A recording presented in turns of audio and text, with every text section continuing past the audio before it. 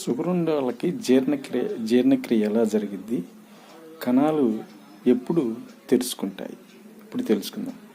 Sugar ఉన్న వాళ్ళకి జీర్ణక్రియ అనేది ఆహారం తీసుకున్న తర్వాత గ్లూకోజ్గా మారిద్ది. గ్లూకోజ్గా మారినప్పుడు మరి ప్యాంక్రియాటిస్ గ్రంథి నుంచి ఇన్సులిన్ ఉత్పత్తి అయ్యి మరి ఆ గ్లూకోజ్లో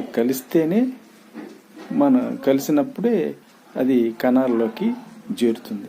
ఆ ఇన్సులిన్ ఎప్పుడైతే ఉత్పత్తి కాదో అప్పుడు ఆ గ్లూకోజ్ అనేది జీర్ణక్రియలోనే ఉండిపోతుంది.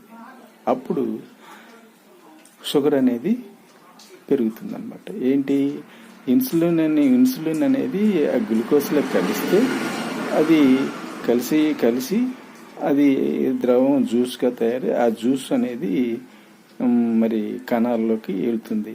ఆ ఇన్సులిన్ ఉత్పత్తి కాకపోతే ఆ కణాలు ఓపెన్ కావు అన్నమాట. అప్పుడు ఆ ద్రవం ఆ గ్లూకోజ్ అనేది జీర్ణాశయంలో ఉండిపోయి షుగర్ ఎక్కువ అవుతుంది. అది ఇన్సులిన్ ఉత్పత్తి అయితేనే ఆ కణాలు ఓపెన్ అవుతాయి, తెరుచుకుంటాయి, లేకపోతే తెరుచుకోవు. అందువల్ల గ్లూకోజ్ కానివ్వండి శరీరానికి కణాలకి ఉపయోగపడదు. అప్పుడు మనకి విపరీతంగా షుగర్ పెరిగిపోయి మరి అనారోగ్యానికి గురవుతాం. Thank you.